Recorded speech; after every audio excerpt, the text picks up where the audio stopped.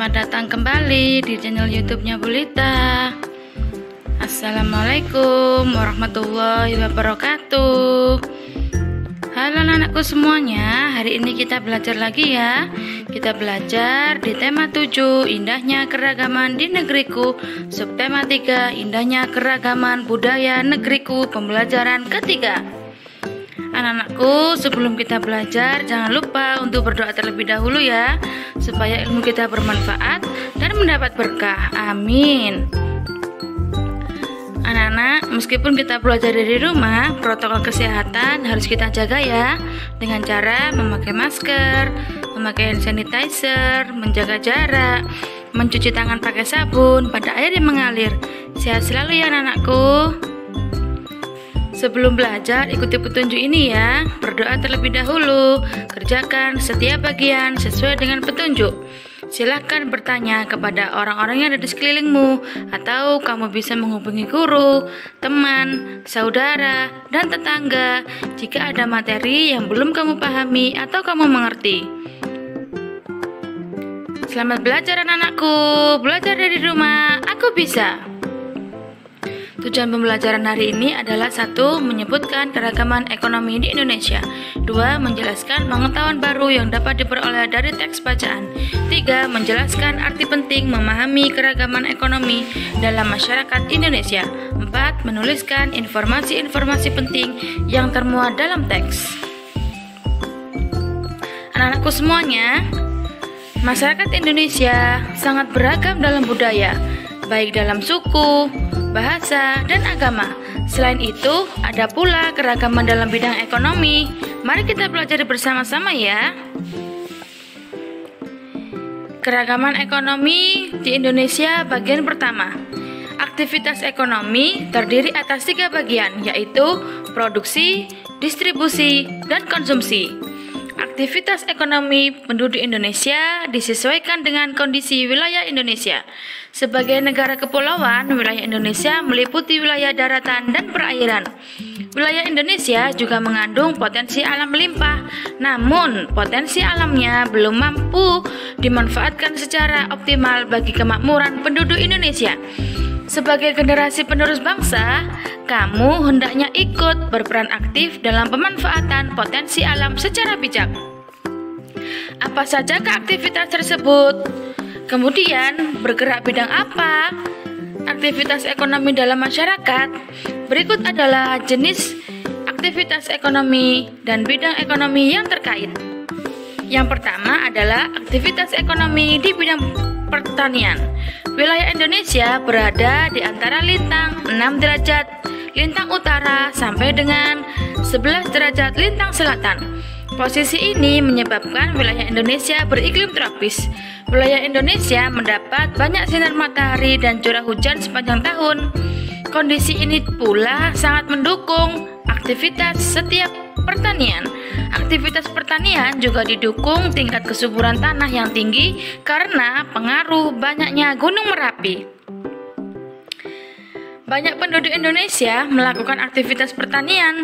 Dengan mencermati kondisi geografis Indonesia, aktivitas pertanian dibedakan menjadi pertanian lahan basah dan pertanian lahan kering. Pertanian lahan basah membutuhkan banyak air, misalnya irigasi dan sawah lebak. Pertanian lahan kering membutuhkan sedikit air, misalnya tegalan dan perkebunan. Jenis pertanian lahan apa yang cocok dikembangkan di daerahmu anak-anakku? Yang kedua adalah aktivitas ekonomi di bidang peternakan. Di Indonesia, banyak aktivitas peternakan dikelola masyarakat atau badan usaha. Aktivitas tersebut berupa peternak unggas, peternak hewan kecil, dan peternak hewan besar. Beragam aktivitas ini menyediakan hasil ternak melimpah. Selanjutnya, hasil ternak dapat dikonsumsi oleh masyarakat. Apa saja jenis hewan yang budidayakan masyarakat? Ini adalah jenis hewan-hewannya. Ada peternak unggas, ada peternak hewan kecil, dan peternak hewan besar. Hasil peternakan tersebut meliputi telur, daging, kulit, susu, dan bulu. Tidak hanya untuk dikonsumsi masyarakat, Hasil ternak juga dapat diolah menjadi berbagai kerajinan. Dari hasil kerajinan itu, contohnya adalah tas, sepatu, sandal, jaket, sarung tangan, dan kok atau yang biasa digunakan dalam bulu tangkis. Aktivitas yang ketiga adalah di bidang perikanan. Sekitar 2/3 luas wilayah Indonesia berupa perairan. Fakta inilah yang menjadikan Indonesia dikenal dengan sebutan negara maritim. Luas wilayah perairan menyimpan potensi kekayaan alam yang melimpah. Potensi ini dimanfaatkan masyarakat untuk mengembangkan aktivitas perikanan.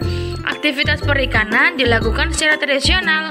Kondisi ini menyebabkan produksi hasil pertanian di Indonesia belum optimal. Aktivitas perikanan dikelompokkan menjadi perikanan tangkap dan perikanan budidaya. Aktivitas perikanan tangkap dilakukan oleh nelayan dengan cara menangkap ikan di laut. Dahulu, nelayan mengandalkan angin untuk menggerakkan perahu. Nelayan memanfaatkan angin darat untuk pergi melaut, dan air laut itu kembali ke daratan. Kini nelayan sudah menggunakan mesin penggerak kapal atau motor untuk menggerakkan perahu. Bagaimanakah aktivitas perikanan budidaya? Aktivitas itu contohnya adalah budidaya ikan lele, ikan emas, ikan nila, dan mujair. Budidaya ikan di perairan dilakukan di tambak pesisir pantai. Nah, ini adalah contohnya. Penjualan hasil perikanan ya anak-anakku, ini termasuk hasil aktivitas mereka. Aktivitas yang keempat adalah di bidang kehutanan. Dahulu, hamparan hutan hijau Indonesia pernah dijuluki karpet hijau. Julukan ini karena Indonesia tampak hijau dilihat dari udara. Hijaunya hutan dipengaruhi oleh iklim tropis yang ada di Indonesia. Kawasan hutan Indonesia mengandung keragaman sumber daya hayati. Belum lagi potensi hasil hutan terdiri atas hasil hutan kayu dan hasil hutanan kayu. Contohnya seperti kina, karet, damar, dan sagu. Potensi ini menjadikan Indonesia sebagai negara pengekspor kayu. Bagi Indonesia, hasil ekspor kayu menjadi salah satu sumber pendapatan negara. Nah, ini adalah termasuk aktivitas kehutanan yang ada di Indonesia.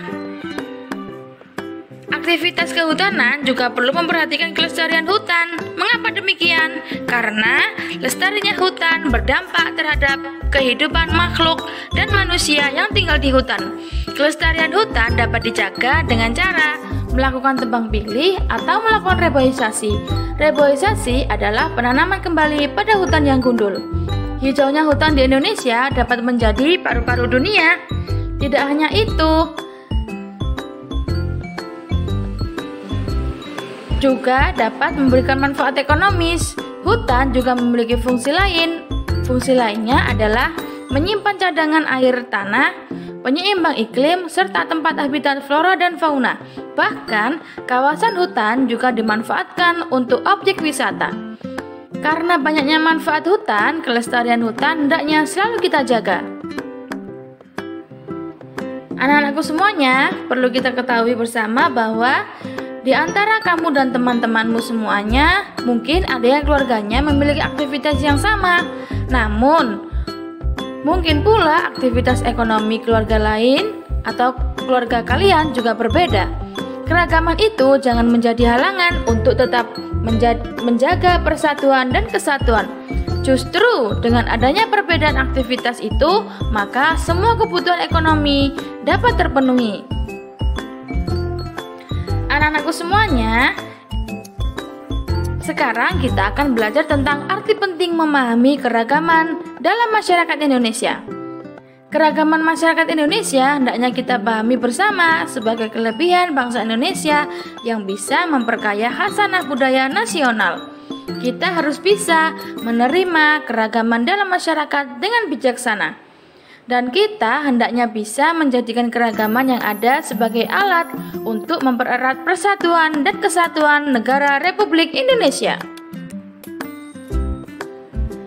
Kurangnya memahami keragaman dapat menimbulkan dampak negatif bagi negara kesatuan Republik Indonesia.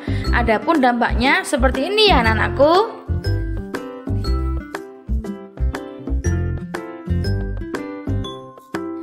Nah anak-anakku semuanya, itu adalah dampak negatif yang harus kita hindari bersama. Segenap bangsa Indonesia harus menyadari bahwa keanekaragaman yang ada dalam masyarakat Indonesia telah menjadi identitas kebangsaan yang tumbuh dan berkembang jauh sebelum bangsa ini menjadi satu, yaitu NKRI atau Negara Kesatuan Republik Indonesia. Bhinneka Tunggal Ika yang dicetuskan oleh Empu Tantullar pada abad 16 ini telah menjadi simbol sekaligus menjadi semboyan persatuan bangsa kita.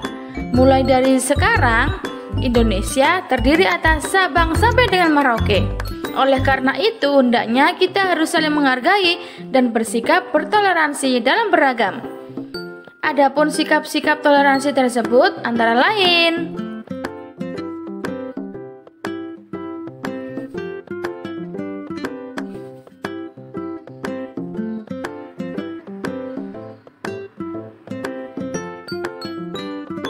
selain bertoleransi, kita juga harus menghargai dan dapat kita tunjukkan dengan menghindari tindakan-tindakan yang dapat memecah belah persatuan dan kesatuan negara Republik Indonesia.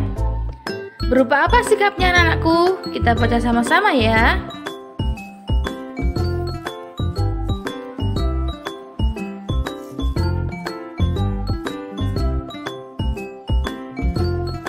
Anak-anakku semuanya, dari teks yang sudah kita baca tadi, terdapat beberapa informasi penting.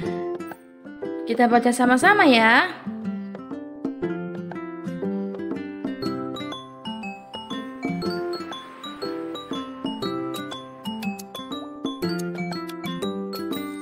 Alhamdulillahirrabbilalamin, materi hari ini telah selesai. Selamat belajar dari rumah ya, tetap semangat anak-anakku.